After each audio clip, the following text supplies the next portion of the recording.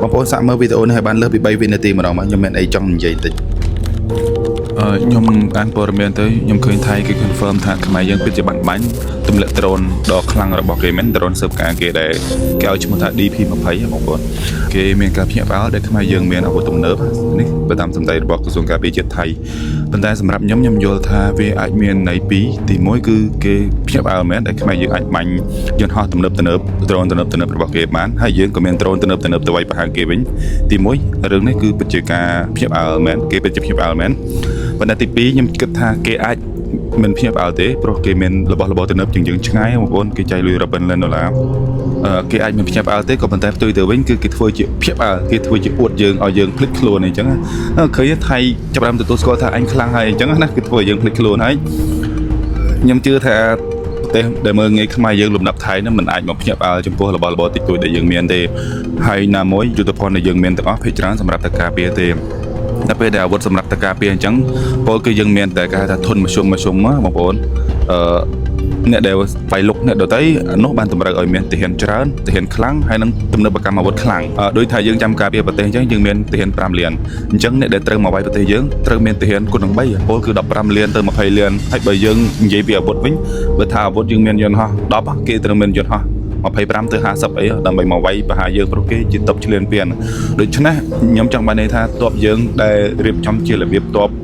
ការពារខ្លួនអញ្ចឹងមិនសមណាមានអាវុធណាដែលថៃស្ញប់ស្ញែងទេខ្ញុំយល់ថាថៃស្ញប់ស្ញែងថាយើងមានអាវុធទំនើបហ្នឹងគឺជាពាក្យបច្ចេកវិទ្យាឲ្យយើងភ្លេចខ្លួនទេបងប្អូនអានឹងរឿងមួយហើយនឹងរឿងមួយទៀតបងប្អូនខ្ញុំដែរក៏ធ្លាប់ទៅធ្វើការនៅថៃមីយ៉ាន់ម៉ាអញ្ចឹងក៏និយាយថាថៃ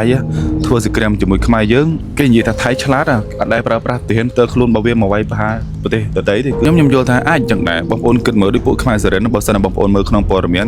គឺទៅជេរមួយទាហានខ្មែរយើងទាហានខ្មែរសេរិនទាហានសៀមដែលជាខ្មែរសេរិនគឺទៅជេរជាមួយខ្មែរយើងថាព្រោះឯងដាក់មានទៅអើយខ្មែរយើងតបថាអញមិនបានដាក់ឯណាមាននឹងនៅតាំងពីសម័យដើមមកម្លេះទៅទាហានសេរិនទាហានសៀមគេថាអញ្ចឹងបើហែងអត់បានដាក់មានតែជាគេដាក់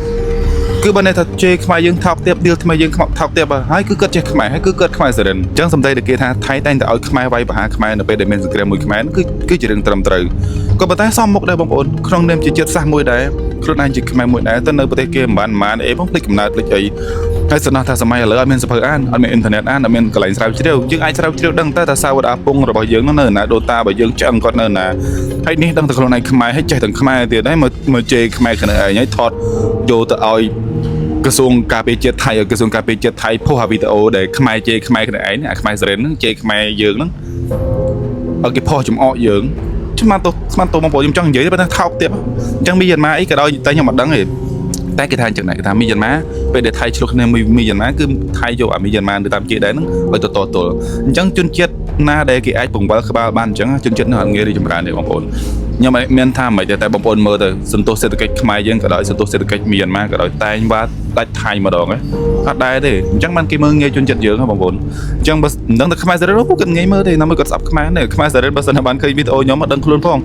ជាតិសាសន៍មួយនឹងគេដែរមកឆ្លោះខំគ្នាឯងដើម្បីបង្អួតចិត្តសាសដតីដើម្បីបើកទ្រូងឲ្យចិត្តសាសដតីមើលងាយជាតិសាសខ្លួនឯងហ្នឹងទៅសមហ៎ស្មាតោដូចសัตว์ឡើយមែនណា